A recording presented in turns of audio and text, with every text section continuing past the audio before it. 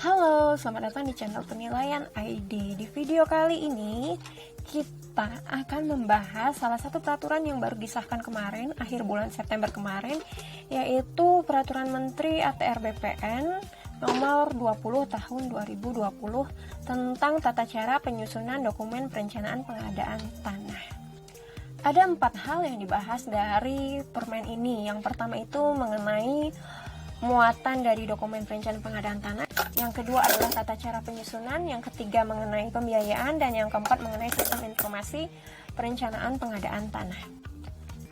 Sebelum masuk detail ke sana, kita ingat-ingat dulu, kita review dulu ya. Kita mundur dulu ke belakang, yaitu mengenai Undang-Undang nomor 2 tahun 2012 mengenai pengadaan tanah bagi pembangunan untuk kepentingan umum. Di undang-undang tersebut disebutkan mengenai tahapan dari pengadaan tanah ya. Yang pertama itu adalah tahapan perencanaan, yang kedua adalah tahap persiapan, yang ketiga adalah tahapan pelaksanaan, yang keempat adalah tahap penyerahan hasil. Nah, di tahap yang pertama itu, yakni tahap perencanaan, outputnya ialah dokumen perencanaan. Dokumen perencanaan inilah yang akan kita bahas bagaimana cara penyusunannya. Seperti yang kita tahu di Undang-Undang nomor 2 ataupun di Perpres nomor 71-nya, itu hanya membahas mengenai poin-poin yang ada ya, yang perlu ada di dokumen perencanaan, tapi tidak dijelaskan atau belum dijelaskan secara detail bagaimana penyusunannya dan apa-apa saja yang poin-poin yang harus disampaikan dalam dokumen perencanaan pengadaan tanah. Oleh karena itulah maka disusunlah ini, yaitu Permen ATR BPN nomor 20 tahun 2020. Dokumen perencanaan pengadaan tanah ini disusun oleh instansi yang memerlukan tanah. Nah, kita perlu tahu dulu siapa instansi yang memerlukan tanah. Instansi yang memerlukan tanah itu bisa berupa lembaga negara, kementerian, lembaga pemerintah non-kementerian, bisa juga pemerintah provinsi, kabupaten, kota, atau badan hukum milik negara, lalu juga bisa badan usaha milik negara, atau juga bisa badan usaha yang ditunjuk atau sudah punya perjanjian dengan pihak-pihak yang tadi disebutkan sebelumnya. Tadi di awal sempat disebutkan mengenai apa saja sih isi dari permen ini. Ya, yang tadi itu kan ada muatannya apa, kemudian tata cara penyusunannya apa, ya. Lalu yang ketiga pembiayaannya apa, yang keempat adalah sistem informasi perencanaan pengadaan tanah. Itu hal baru ya. Nah, kita masuk ke muatan dari DPPT. Itu yang menjadi poin utama dari video ini ya. Muatan DPPT itu ada 3 yang dibahas. Pertama itu mengenai studi kelayakan, yang kedua mengenai muatan wajib yang wajib ada ya di dokumen perencanaan. Lalu yang ketiga adalah muatan tambahan. Dokumen perencanaan pengadaan tanah itu disusun berdasarkan studi kelayakan. Studi kelayakannya apa saja? Yang pertama itu adalah survei sosial ekonomi. Yang kedua adalah kelayakan lokasi, yang ketiga adalah analisis mengenai biaya atau manfaat dari pembangunan terhadap wilayah dan juga masyarakat, yang keempat mengenai perkiraan nilai tanah, yang kelima dampak lingkungan dan dampak sosial dari pembangunan dan juga pengadaan tanah, lalu yang terakhir adalah apabila ada hal lain itu ada studi lain yang diperlukan. Misalnya tuh kalau studi lain yang diperlukan itu seperti terkait misalnya dengan sosial budaya, politik keamanan, dan lain-lain ya, kayak gitu. Tadi itu kita sudah bahas mengenai studi kelayakannya apa yang dilakukan. Sekarang kita bahas langsung ya mengenai apa saja muatan wajib yang perlu ada di dokumen perencanaan pengadaan tanah. Tadi studi-studi itu sudah dilakukan. Nah, dari sana akhirnya dirumuskan dokumen perencanaan yang isinya sebagai Oke, lalu apa saja isi dari muatan wajib dokumen perencanaan pengadaan tanah? Atau apa-apa saja yang harus ada di dokumen perencanaan pengadaan tanah?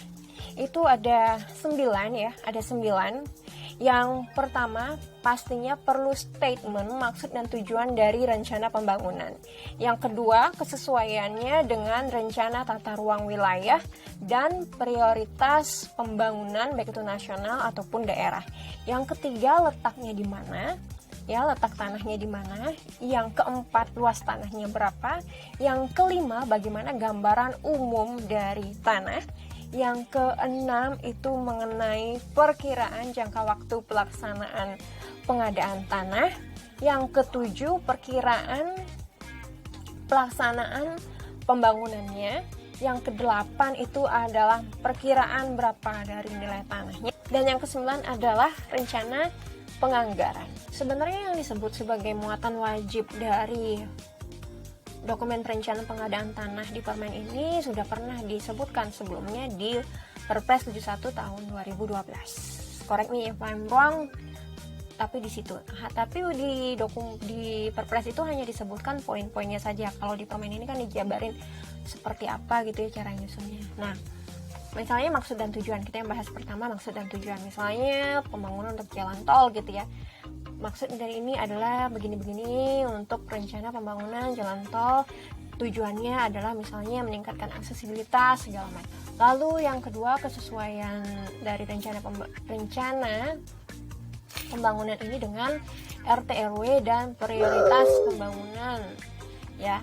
Jadi itu ada dua. Misalnya itu jadi satu bab nih. Itu ada dua. Yang pertama mengenai terkait dengan RT RW, yang kedua adalah prioritas pembangunannya. Yang RT RW itu dilihat dulu, misalnya nih pengadaan tanahnya di tingkat kota, maka dilihat juga RT RW kotanya, kemudian RT RW tingkat provinsinya, kemudian nasional, apakah semuanya ada kaitannya. Jadi perencanaan pembangunan itu harus sesuai dengan RT RW kotanya dulu misalnya, atau kabupatennya, lalu masuk ke provinsi, habis itu dilihat juga di nasional bersinergikah itu apa enggak, ada linknya apa enggak. Bagian keduanya itu mengenai prioritas pembangunan. Di sana itu juga kita perlu melihat apakah rencana pembangunan ini ada di RPJM-nya, RPJP, RPJM ya, termasuk nasional, terus juga provinsi sampai ke bawahnya. Lalu dikaitkan juga dengan rencana instansinya, kemudian juga macam-macam dari pokoknya nanti tuh ada 4 macam dokumen itu. RPJM, terus rencana strategis, rencana kerja pemerintah, atau dokumen proyek strategis nasional. Lalu yang ketiga mengenai letak tanah. Letak rencana pembangunan ini nanti diadakan di mana gitu ya, perlu di state. Dari jalannya di mana, terus kelurahannya, kecamatannya, lengkap lah kecamatan, kota, kabupatennya, terus provinsi mana, kayak gitu. Lalu juga dari situ dipetakan juga di mananya. Lalu luasnya berapa, kayak gitu, nanti itu dipetakan segala macam ya.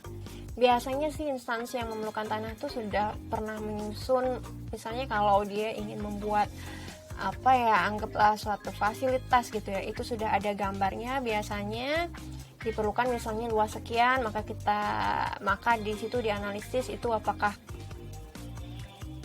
disebutkan dulu letaknya di mana, luasnya berapa. Lalu kemudian yang kelima berarti mengenai gambaran umum wilayahnya, gambaran umum tanahnya. Yang dimaksud gambaran umum tanah itu seperti apa, informasi awal gitu ya. Misalnya tanah yang akan dibebaskan ini, yang misalnya seluas 1 hektar ini, lebih apa yang ada di atasnya gitu, didominasi oleh apa. Misalnya ada perumahan sama kawasan hijau gitu, berapa persen kira-kira, dihitung itu coveragenya ya, apa yang ada di atas itu dihitung segala macam. Lalu juga siapa yang pemiliknya, apakah sertifikatnya, jenis sertifikatnya kebanyakan apa, SAMK, SAGBK, atau misalnya masih GIRIK segala macam, atau masih AJB, itu semua didata. Itu perlu koordinasi dengan BPN yang ada di daerah. Lalu waktu pelaksanaan pengadaan tanah. Nah, karena kita sudah tahu luas tanahnya berapa, kira-kira ada berapa bidang gitu ya dari gambaran umum status tanah itu, terus luasnya berapa, akhirnya kita bisa memperkirakan ini, penilainya memperkirakan berapa lama nih. Ya, nggak penilai juga sih, atau penilai atau siapa. Jadi waktu itu kita juga pernah mengerjakan, kita asumsikan berapa lama proses dari dokumen perencanaan sampai dengan lalu persiapan, pelaksanaan, penyerahan hasil itu berapa lama kayak gitu. Itu semua dihitung ya, kira-kira surveinya berapa hari, hasilnya berapa hari, dengan segala macam skenario, kalau ada misalnya konsinyasi dan segala macam kayak gitu. Kiraan jangka waktu dari pembangunannya ya. Nah, kalau tadi itu kan pengadaan tanahnya berapa lama gitu ya, ngabisin waktu. Lalu habis itu pembangunannya berapa lama. Misalnya kayak jalan tol atau misalnya rel kereta api gitu ya, pembebasan tanahnya itu misalnya 2 tahun, 3 tahun. Lalu pembangunannya berapa lama. Nah, di situ juga kita perlu koordinasi juga dengan instansi yang membuka tanah, karena mereka sudah punya planning segala macam gitu ya, ada rencana developmentnya kayak gimana kayak gitu, kiraan nilai tanah. Tapi sebenarnya kalau disebut perkiraan nilai tanah agak kurang tepat, karena yang diperkirakan adalah nilai ganti kerugian, di mana nilai ganti kerugian itu ada fisik non fisik, di mana fisiknya ini nggak hanya mencakup tanahnya tapi juga bangunannya. Ya, apakah nanti misalnya pabrik atau segala macam gitu kan, atau misalnya rumah tinggal kan dihitung juga bangunannya segala macam. Apakah nanti ada sarana pelengkapnya ataupun ada tanaman kayak gitu, itu kan juga dinilai kayak gitu. Jadi apa yang dilakukan untuk menghasilkan ini perkiraan nilai tanah ini, ya pasti penilai udah pada paham lah ya gimana caranya. Kita kan sudah mendapat tuh data-data mengenai gambaran status tanah, kita juga mendapatkan gambaran mengenai wilayah gitu ya, kondisi-kondisi di sana seperti apa, plus juga kita melakukan survei juga hingga akhirnya kita bisa merumuskan plus minus berapa ini nilai ganti kerugian yang akan nanti kira-kira akan disampaikan atau dihitung pada saat tahap pelaksanaan. Oke, sekarang masuk ke penganggaran. Penganggaran di sini tidak hanya selama anggaran-anggaran pada proses pengadaan tanah, tapi juga termasuk tadi itu dimasukkan juga berapa nilai ganti kerugian yang akan diberikan ya, termasuk juga berapa jasa penilai, jasa konsultan yang dimaksud, lalu juga biaya-biaya yang muncul gitu, termasuk nanti sosialisasi segala macam. Jadi dihitung tuh berapa biayanya atau ya biaya pekerjaan yang kira-kira diperlukan pada tahap proses perencanaan, persiapan, pelaksanaan sampai penyerahan hasil segalanya, semuanya itu kan. Jadi kalau misalnya penilai pasti banyak juga yang udah tahu kan. Kalau misalnya persiapan itu ada sosialisasi segala macam, itu perlu juga dana segala macam, baik internalnya ataupun nanti pada prosesnya.